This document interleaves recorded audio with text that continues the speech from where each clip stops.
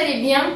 Comme vous voyez, aujourd'hui, nous avons avec nous ici éducatrice Carla. Bonjour éducatrice. Bonjour éducatrice Sophie. Et aussi, comme vous savez maintenant, on est en 2012. Alors, bonne année! Et cette année, les enfants, vous devez faire la différence où vous allez.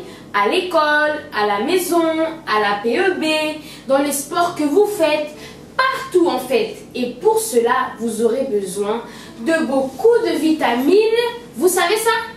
Et oui, cette année, moi, vous, nous tous, nous devons glorifier le nom de Jésus. Vous êtes disposés à faire cela? Oui?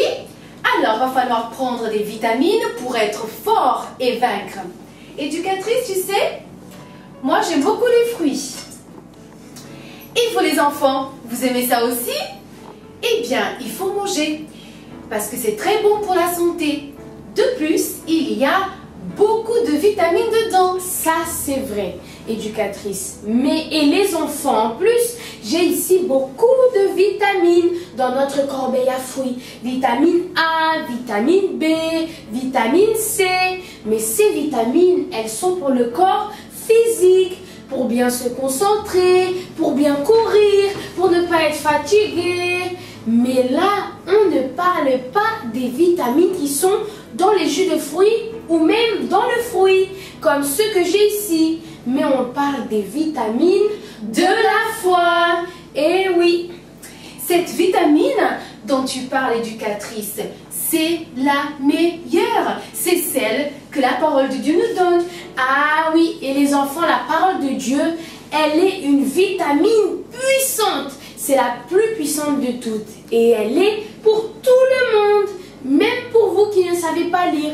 Car nous, éducatrices, nous sommes là pour vous aider et pour vous donner cette vitamine qui est si précieuse, n'est-ce pas, éducatrice? Tout à fait. Ah oui, parce que avec cette vitamine, vous savez comment être rétabli dans votre santé, pour laquelle les médecins vous ont peut-être dit qu'il n'y avait pas de solution.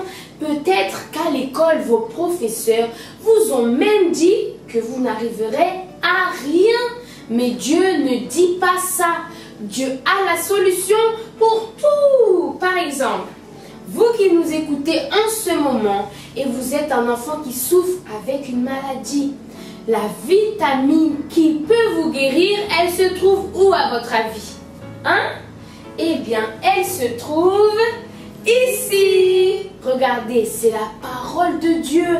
Et oui, et dans le livre de Jacques, chapitre 5, verset 14, il est écrit: quelqu'un parmi vous est-il malade?